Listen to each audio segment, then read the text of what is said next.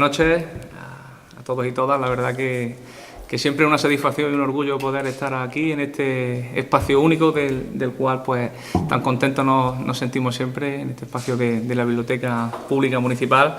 En primer lugar, me gustaría darle las gracias a todos ustedes por vuestra presencia, por estar aquí en esta noche tan especial para presentar el libro de Félix Ángel Moreno Ruiz, también a los medios de comunicación, por también una vez más volver a estar con nosotros para darle promoción, difusión también a esta presentación y, cómo no, a los verdaderos protagonistas de esta noche, a mis compañeros de mesa, tanto a Isabel Fernández, en representación de la publicación y la librería digital 17 Pueblos, que también quiero aprovechar pues para agradecer ese trabajo, esa labor que viene haciendo de difusión y, cómo no, pues para potenciar todo lo que es la lectura a través esta noche de la presentación del libro, potenciando también el conocimiento y por supuesto pues le volvemos a agradecer todo el trabajo que hace y toda esa labor. Y una vez más, lo decía antes de comenzar, pues nos sentimos orgullosos de poder compartir mesa, una vez más Félix también,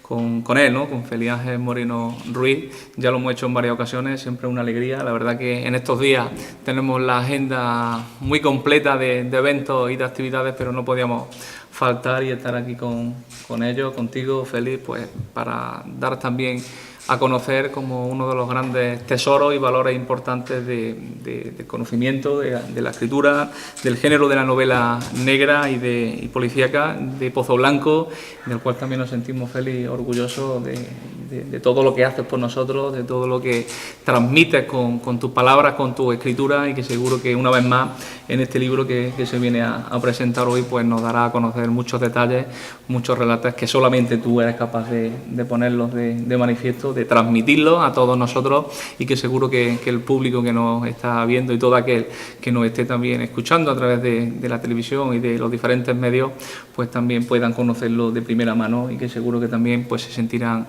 contentos, se sentirán orgullosos de este nuevo libro que nos viene a presentar. Yo por mi parte nada más, reitero el agradecimiento a todos ustedes, a mis compañeros de mesa. En primer lugar, si les parece bien, le voy a dar la palabra a Isabel Fernández si alguna aportación, algunas palabras pues nos quiere decir de todo ese trabajo que hacen, y posteriormente, Isabel, si te parece bien, pues dejamos también a nuestro protagonista, a Félix, pues que nos explique todo lo que ha querido explicar, lo que ha querido sentir, y sobre todo muchas veces, como él dice, no todo lo que sale de su corazón en esos momentos en los que muchas veces se encuentra en soledad, se encuentra en ese estado de intimidad y saca lo mejor que él tiene pues para poderlo compartir con todos nosotros. Gracias, Félix, una vez más. Le pasamos la palabra a Isabel. Muy buenas noches y que disfruten de este acto.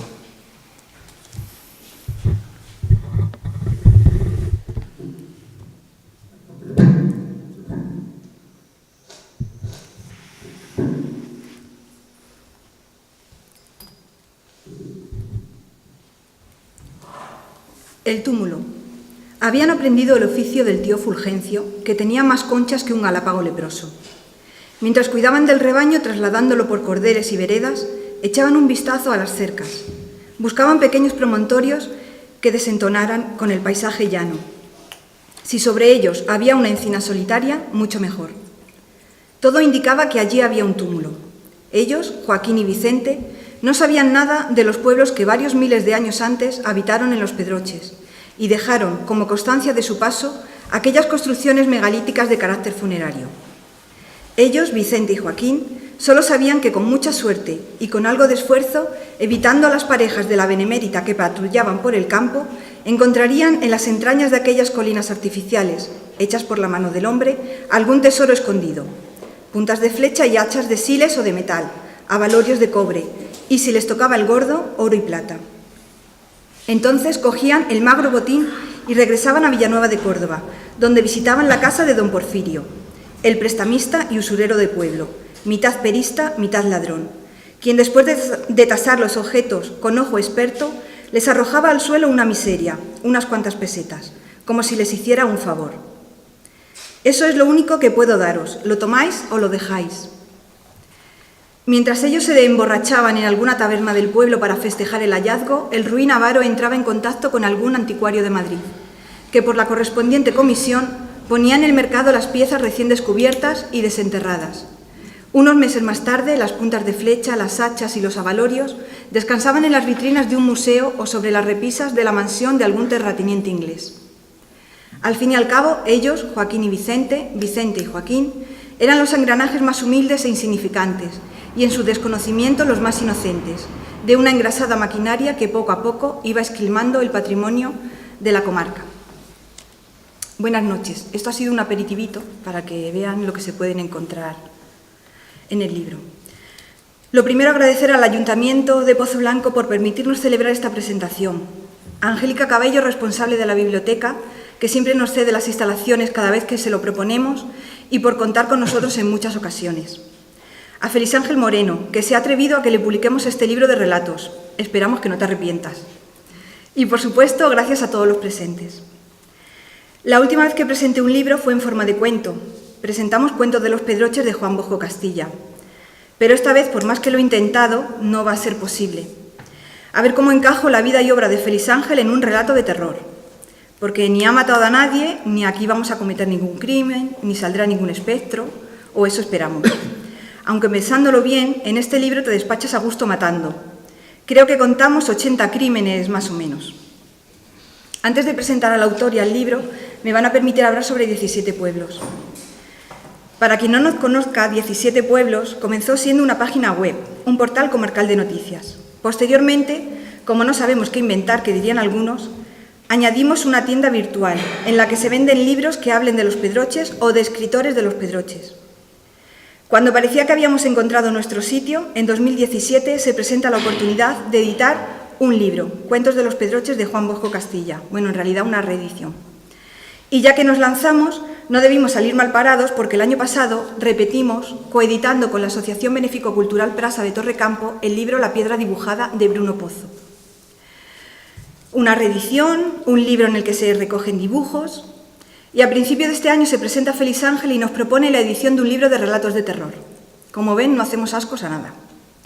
Son libros dispares, pero con un denominador común, los Pedroches.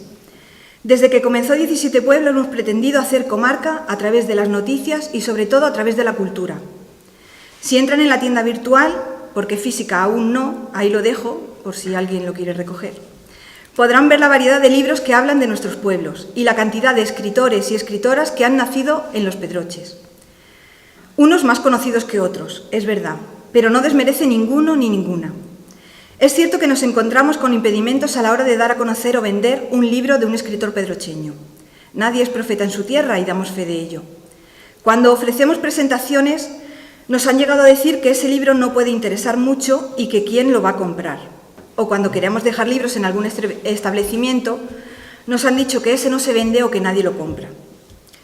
Por nuestra corta experiencia, decimos que se venden y se compran. Perdonen que sea un poco dura, pero hay muchos libros de autores foráneos famosos que son insufribles y se venden como rosquillas. Y aquí tenemos buenos autores que dejamos de lado porque pensamos que nuestro vecino no puede escribir un buen libro. En fin, no quiero entrar ni en conflictos ni nada, solo romper una lanza por los escritores y escritoras de nuestra comarca. Desde 17 pueblos haremos todo lo posible por seguir luchando para que se conozca y reconozcan a estos autores. Animamos a los clubes de lectura para que programen la lectura de libros de escritores de los Pedroches, nos consta que así algunos lo hacen. Y a las bibliotecas para que tengan un fondo comarcal, porque no todas lo tienen. Y después de esta publicidad y de la poca reivindicación, presentará al autor. Félix Ángel Moreno Ruiz nació en Pozo Blanco en 1969. Ejerce como profesor del IES Ricardo Delgado Vizcaíno, perdón, es que no puedo con...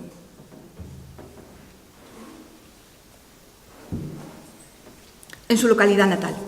Con su primera novela policíaca, Un revólver en la maleta, Madrid, Cuadernos de laberinto 2012, obtuvo el premio Solienses en 2013. Esta obra inauguró la serie del Inspector Homero, protagonista también de Estaré esperando para matarte, Sevilla, Ediciones en Huida 2016. Recientemente ha publicado Acuérdate de Paula, porque vas a morir, Salamanca Amarante 2017, una novela negra ambientada en la Córdoba actual. Como escritor de relatos ha ganado en dos ocasiones el premio Antonio Porras, en 1988 y 1995. Ha participado en varios libros colectivos y ha publicado Misterios en los Pedroches, 10 casos de la inspectora Julia, Cuadernos del Gallo 2014. También ha abordado el género dramático con la pieza Pañuelos bajo la lluvia, Madrid Ediciones Irreverentes 2013, que fue accésit del 8º Premio de Espectáculo Teatral en 2013. Colabora en el Diario Córdoba escribiendo reseñas para el suplemento cultural Cuadernos del Sur. Sobre el libro Terror de los Pedroches, mejor que nos hable el autor, yo solamente voy a decir en cuanto a la edición. Hemos intentado que sea lo más cuidada posible, desde la portada hasta las hojas del índice, resultando un libro de fácil lectura y a un precio asequible, sin desmerecer la calidad. Un libro editado desde el cariño y la admiración, pensando en quien lo va a leer y, por supuesto, valorando el texto y al escritor. Como ya he dicho, es de lectura fácil, está escrito con buen sentido de humor y es muy ameno. Pero ya les dejo con Félix Ángel que nos hable del libro.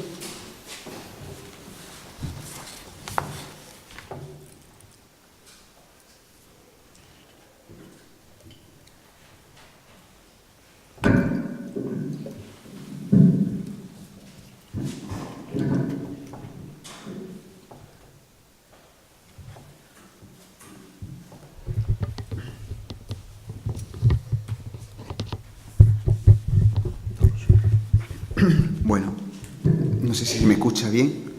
Buenas noches. Voy a reiterar agradecimientos, pero se me educó a que es de bien nacido ser agradecido.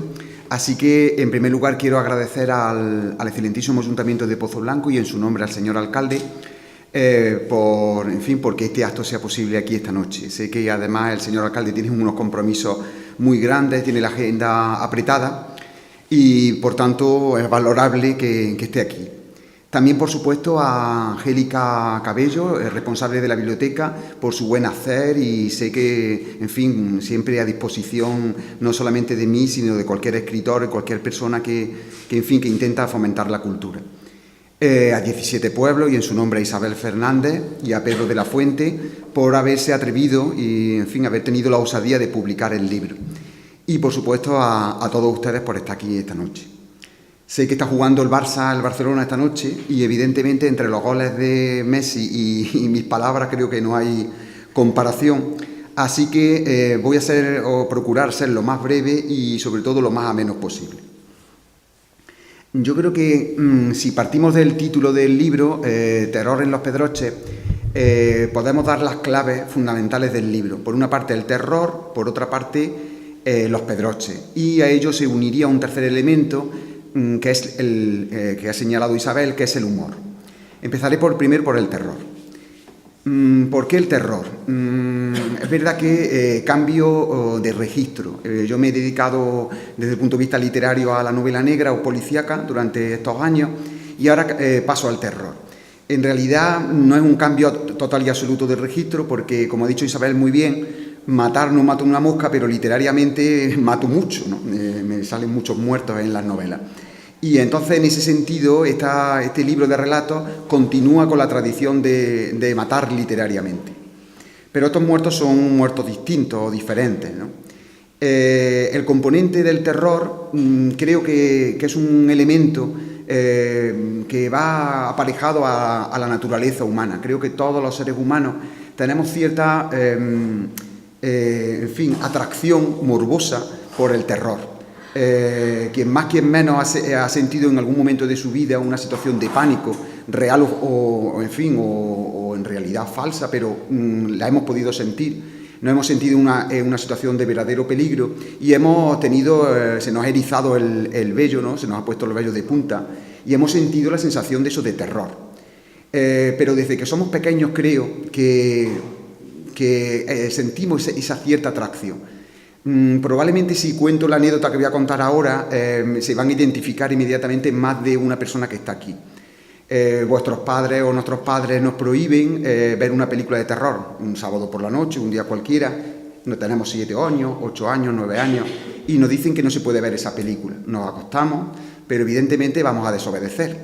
Y mientras ellos están viendo la película, salimos al pasillo de la casa, nos acercamos a la puerta entreabierta y allí a oscuras vemos la película. Con lo cual, esa noche, aparte de tener inmensas pesadillas, por supuesto, y quedan marcados para toda la vida. Sin embargo, hemos tenido una experiencia. Yo creo que esa experiencia, de alguna manera, con ciertos cambios, la hemos pasado, ¿no? Es decir, esa atracción de niños por películas de terror. Después, probablemente, cuando somos adolescentes, en pandilla o en grupillos, hemos ido al cine y hemos visto películas de terror, por supuesto, comiendo palomitas, hemos pegado chillidos, viendo eso, escenas de terror, probablemente cuanto más sangrienta, con más vísceras, con más sangre, mejor, ¿no?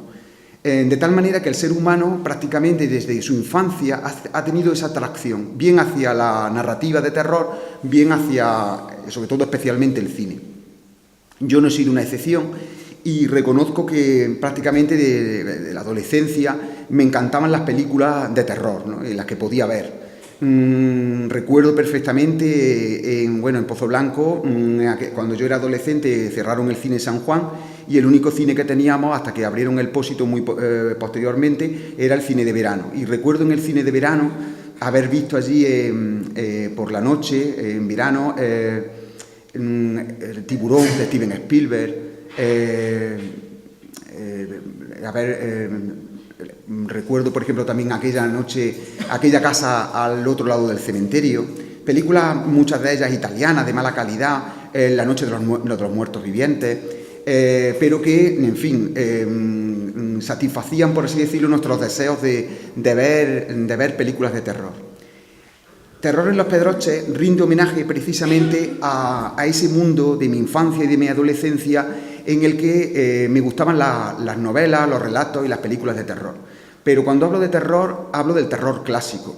Yo ya me he acogido demasiado viejo el terror actual, que sí, evidentemente es muy gráfico, muy impactante, películas que, sobre todo de influencia japonesa y la utilización de muchos medios tecnológicos, pues nos hacen evidentemente saltar de los sillones. Yo me he educado más en un terror de plastilina, un terror, en fin, que sin grandes efectos especiales, pero que a mí me encantaba, ¿no? Estoy hablando de mis terrores favoritos, no sé si acordarán de una serie de televisión que había con Chicho Ibáñez Serrador, que era en blanco y negro. Películas como, por ejemplo, M, el vampiro de Düsseldorf, o, por ejemplo, una película española que se basaba en un cuento de Alarcón, que era El clavo, o haber visto a José Luis López Vázquez haciendo de hombre lobo, en El campo, también otra película en blanco y negro. Era un cine, repito, donde el terror era un terror psicológico, muchas veces no un terror visual, no impactante, sino un terror muchas veces mediante elipsis dejaba entrever situaciones terribles, ¿no? Ese es el terror, por así decirlo, al que rindo homenaje. De la misma manera que rindo homenaje al terror de por ejemplo, Dr. Jekyll y Mr. Hyde, la novela de Stevenson, a novelas como, por ejemplo, las leyendas de Becker también, que hoy evidentemente las leemos y nos dicen, esto es terrorífico, pero sin embargo, cuando yo las leía a finales de mi infancia, sí me producían cierta impresión, ¿no? Sobre todo el Miserere, el Rayo de Luna, la Jorca de Oro, relatos, repito, que hoy día no nos impactarían, pero que sí eran considerados en su momento como relatos de terror.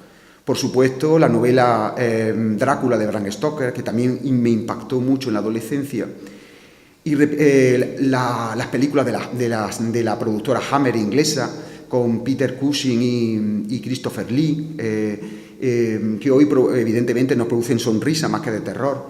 Ese ambiente es el que recreo en este libro de relatos, es decir, un terror psicológico, un terror clásico, en el que no corre la sangre de manera impactante, pero sí no despierta cierta atracción, ¿no? Especialmente si lo leemos en ciertas circunstancias como son, pues, como pone en el propio título, subtítulo del libro, Las noches de tormenta, ¿no? Son relatos o libros o cuentos para leer a los demás o para leer en momentos determinados.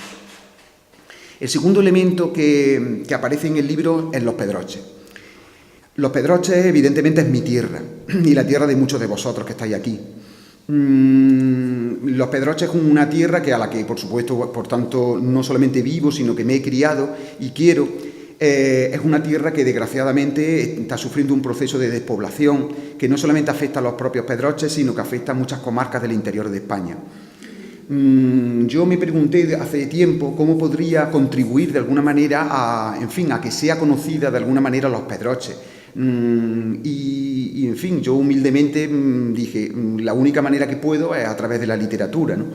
Misterio de los Pedroches, que era un libro sobre una inspectora que tiene un accidente de tráfico y que termina en el CANF, en el Centro de Discapacitados Físicos de Pozo Blanco, y que investiga pequeños casos, era esta primera contribución, ¿no?, a los Pedroches. Y esta es mi segunda contribución. Es un libro en el que yo, realmente el verdadero protagonista, aparte del terror, son los Pedroches. Los Pedroches como pueblo y también como comarca e incluso como entidad. Porque lo que yo busco en este libro y con el otro libro también es crear los Pedroches como un marco literario. Es decir, que los Pedroches creo que son un espacio digno para situar historias. Sé que no solamente he sido yo el que ha escrito libros de los Pedroches o situado en los Pedroches, ha habido muchos escritores en el Valle y en mi caso es esta contribución, ¿no? Los Pedroches es un espacio rural, evidentemente, son pueblos y pertenecemos al mundo agrario, pero yo no quiero incidir en ese aspecto rural. Es verdad que hay relatos que están situados en el campo. Hay uno, por ejemplo, que está situado en un cortijo, o protagonista como un pastor, pero no quiero identificar a los Pedroches como meramente un espacio rural, sino que quiero que se trascienda ese espacio y se convierta en una especie de espacio mítico o por así decirlo, mágico. Evidentemente no quiero ser ni mucho menos Vargas Llosa ni los grandes escritores hispanoamericanos, pero sí es verdad que quiero que los Pedroches alcancen un espacio mítico, que sea un marco para historias de terror, tan dignas como cualquier otro espacio, ¿no? Las historias son 19, como 19 son las localidades de los Pedroches, 17 pueblos y 2 aldeas, ¿no?, Ventalcharco y Azuel. Son por tanto 19 relatos y cada relato está situado en un pueblo distinto. La localización temporal va desde el siglo XIX, hay un relato que está situado en la Guerra de la Independencia, en la invasión napoleónica, otro en la Tercera Guerra Carlista, finales del siglo XIX, y otros que son contemporáneos. En cuanto a los protagonistas, pues son de muy diverso tipo.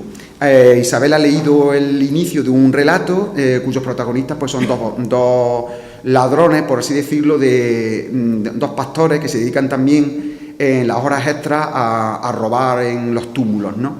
Hay otros personajes como por ejemplo un perista, un usurero, un pastor de cabras, pero también personajes contemporáneos, ¿no?, niños que tienen una especial incidencia en el libro precisamente por esa tendencia del terror también infantil, es decir, la utilización del terror como un elemento típico de la infancia.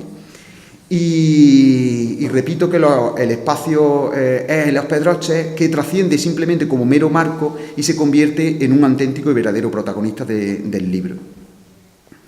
El tercer elemento del libro, junto con el terror y junto con Los Pedroches, es el humor.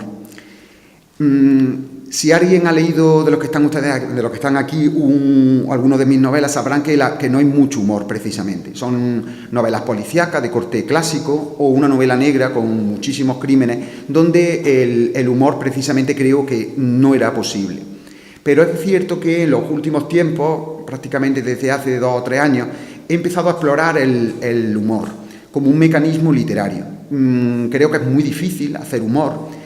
Y todo lo que estoy escribiendo últimamente, especialmente una novela, me he introducido en el mundo del humor. Precisamente, metido en esta novela que estaba escribiendo, empecé a hacer estos relatos. Y estos relatos se contaminaron del elemento del humor. Obviamente, hacer humor con terror nos lleva a que el humor no es un humor blanco, es un humor más bien todo lo contrario, oscuro.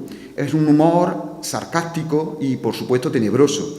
El humor típico de anglosajón, ¿no?, el llamado humor inglés, que se ríe de la muerte y que utiliza los componentes trágicos como una manera de quitarle hierro al asunto, ¿no?, de la tragedia de la muerte.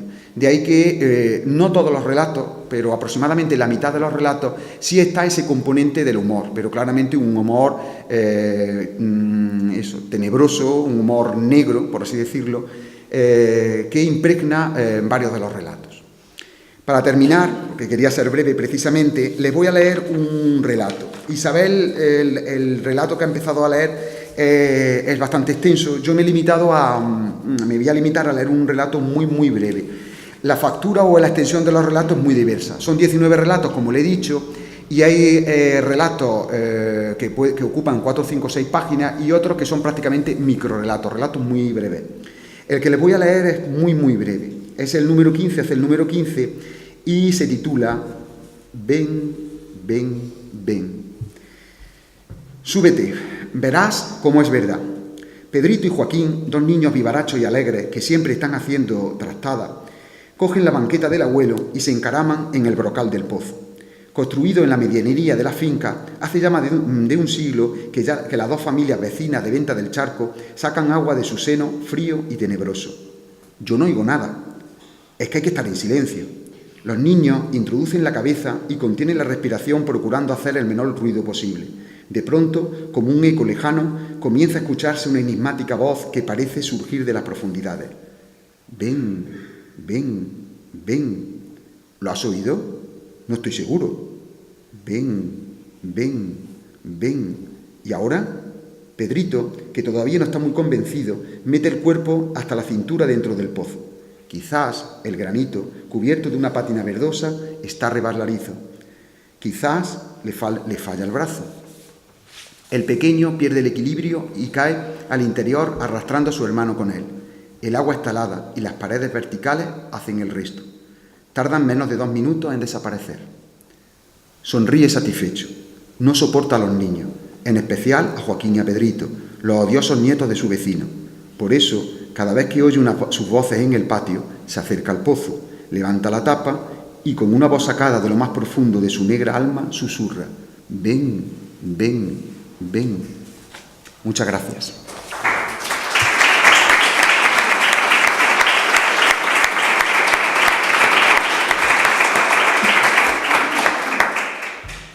Bueno, no sé si tienen alguna pregunta. Sí. 2 preguntas me han surgido. Dime, Rocío. La primera, ¿cuáles son tus mejores momentos para escribir? Y la segunda, ¿has tenido alguna vez una situación de bloqueo que no te permita continuar con tu inspiración? Pues los mejores momentos, en teoría, serían, creo que por la tarde, porque estás descansado, acabas de comer y a lo mejor te has hecho una siestecita, pero por circunstancias familiares, que tengo hijos, no puedo. Entonces, los momentos que tengo para escribir son por la noche.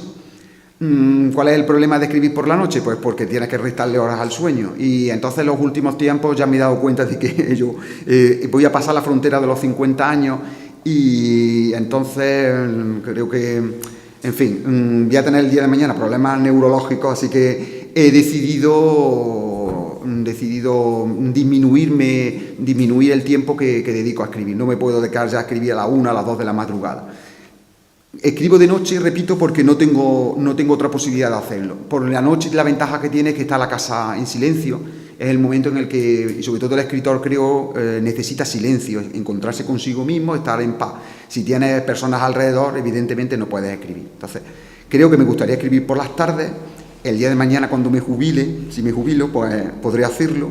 Y ahora pues escribo por la noche. Y en cuanto al bloqueo, no he sufrido un problema de bloqueo porque yo escribo programando el libro. Es decir, cuando escribo una novela lo que hago es programar. Yo hago como dicen que Pedro Almodóvar hace cuando graba una película, que prepara absolutamente todo y cuando graba lo tiene todo medido, ¿no? Pues a mí me ocurre lo mismo. Yo programo la novela, hago una especie de guión de unas 20 o 30 páginas y cuando me pongo a escribir ya lo tengo todo preparado, de tal manera que sé lo que voy a escribir.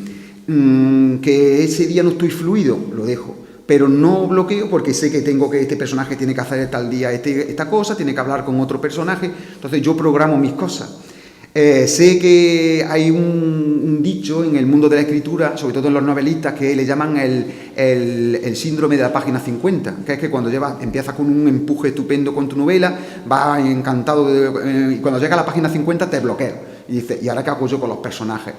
Pero claro, yo creo que eso se parte de escritores que empiezan con una página y empiezan a escribir a lo que salga. Y claro, eso a lo mejor tiene la ventaja de que tú, en fin, te pueden surgir ideas nuevas, te puedes ir para un lado, hacia otro, a lo mejor surge una gran novela, pero tiene el inconveniente del bloqueo, precisamente. Yo no me bloqueo, yo tengo que prepararlo, soy una persona que tengo que preparar las cosas previamente. Entonces no bloqueo, no sufro.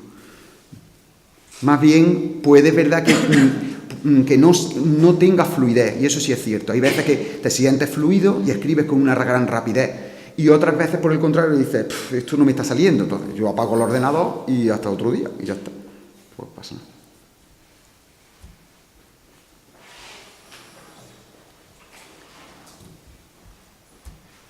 Bueno, no sé si tienen alguna pregunta más. Yo tengo otra. Dime, Rocío. Gracias por preguntar. ¿Realiza una breve investigación de algún lugar histórico previamente? ¿Cómo te informas para poner el contexto de la...? Pues las novelas de Homero, que eran las novelas que tengo escritas sobre la España están situadas en Córdoba a principios del siglo XX, obviamente tengo que investigar, porque lo que no puedo hacer es colocarle a Homero un Rolex de platino en la pulsera, ¿no? Haría el ridículo. Entonces me puse evidentemente a investigar cómo era Córdoba, a través de documentos, mapas, sobre todo para cuando Homero callejea por Córdoba, pues no voy a poner una calle. Tengo una anécdota, por ejemplo, quería colocar una escena de Homero en una venta, y una de las grandes ventas que hubo en Córdoba a principios del siglo XX fue la venta de Vargas, que tenía el mismo nombre que la venta que hubo en Jerez de la Frontera. Y entonces, pues, localicé documentación de 1924, pero no anterior, y la novela está situada en 1913. Y entonces, pues, no puse la venta de Vargas, porque alguien me podría haber dicho, oye, que la venta de Vargas no existía en 1913. Entonces, en ese sentido, procuro documentarme, pero no hago una novela histórica, sino que intento que la novela sea verosímil, es decir, sea creíble. En el caso de estos relatos, pues la mitad de los relatos están situados en época contemporánea. Entonces son relatos que me resultan fáciles de crear porque me conozco los pedroches, más o menos los pueblos, y entonces los sitúo con cierta verosimilitud. Algunos relatos, como el caso, por ejemplo, de la guerra, el que está situado en la guerra napoleónica, pues sí, procuro documentarme. De hecho, el protagonista es un capitán de dragones, y entonces pues documenté cómo era el capitán de dragones, cómo iban vestidos, en fin. Se sitúa en el castillo de Belalcázar, donde había una especie de guarnición precisamente francesa, y entonces procuro, en fin, en ese aspecto no meter la pata, en fin, eso sí, sobre todo que los relatos sean verosímiles. No van a encontrar eso, aunque yo me haya documentado, no intento soltarle rollos al lector sobre cómo eran los cañones en aquella época, cómo era el castillo, simplemente intento que el relato sea verosímil, que sea creíble. Y has comentado antes que estos relatos han surgido cuando estabas escribiendo otra novela. Eres capaz de combinar las dos cosas, ¿no? Sí, los relatos a mí me funcionan como terapia de descanso, por así decirlo.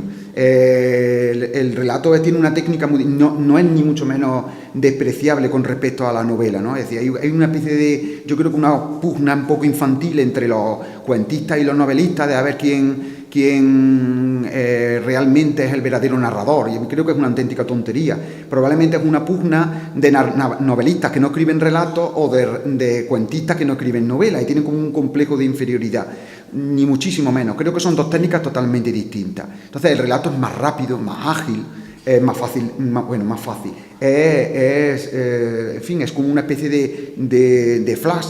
Tiene una técnica muy distinta, tienes que sorprender al lector, mientras que la novela es como una carrera de distancia, una maratón, donde tienes que, en fin, prepararte para varias semanas, varios meses, escribir, en fin, es un mecanismo totalmente distinto. Y en ese proceso, que puede durar un año o año y pico, pues te da tiempo para escribir relatos. Entonces un relato puedes escribir en una mañana perfectamente, en media hora que estás inspirado, puedes escribir un relato breve, sin problema. Entonces yo sí compagino una cosa con la otra, sin problema, ¿no? Una cosa no quita la otra.